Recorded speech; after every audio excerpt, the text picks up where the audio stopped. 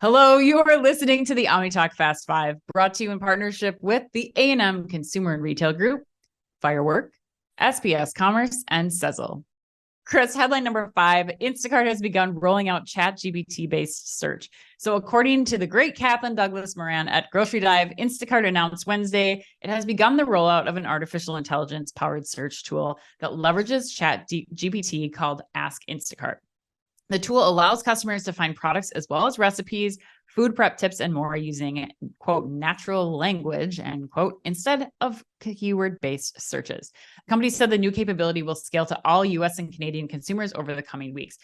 Chris, this is also the A&M put you on the spot question. So I want to hear what you think of this. Okay. But I also want to ask on behalf of A&M, they love the applications of ChatGPT in retail, including this one that Instacart is doing here. But they want to know, in our opinions, knowing that the ChatGPT is still developing and has its kinks, how much will consumers give the AI leeway for imperfect execution? Or does a retailer need to get this right first time to create and retain adoption? Which I think is a really good question. Yeah, that's a hella interesting question, actually. For me, that's really crazy. Like, for me, the trickier part is actually getting consumers to search like that to begin with.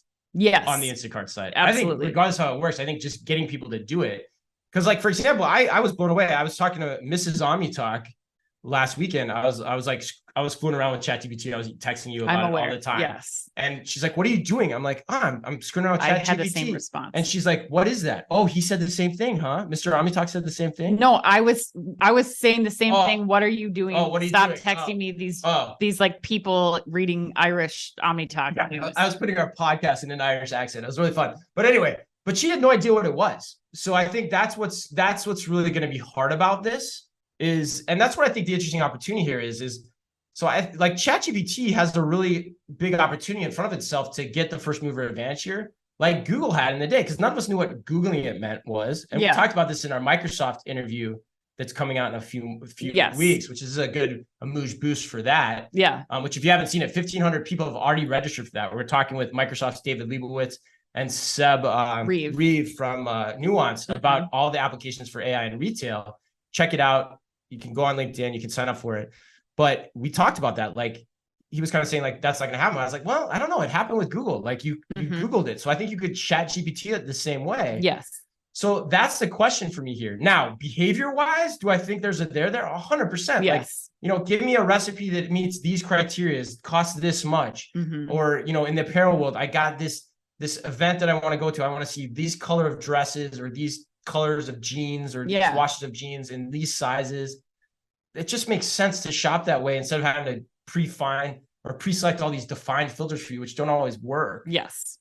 So for that, I love it. And so I think it's just a question of how and when. And I think the only way to do it is like Instacart is doing, is to experiment with it. And the race is now on. Yeah. Instacart doing this signals that this is now going to happen. Right. And commerce is going to change because of it. Yeah, I absolutely agree. I mean, you use the Google It example. I'm even calling back voice. Like, look at when Alexa came about, or Google, like, people learned how to use that. But I think that, to A&M's point, that's where it fell short. Like, it was still not prime for shopping. Like, it was not add this to my list is one thing, but like, it was a terrible experience if you wanted to actually shop for something. Yeah. And I think that people are going to start figuring out this behavior. Certainly the next generation will become so well versed in it.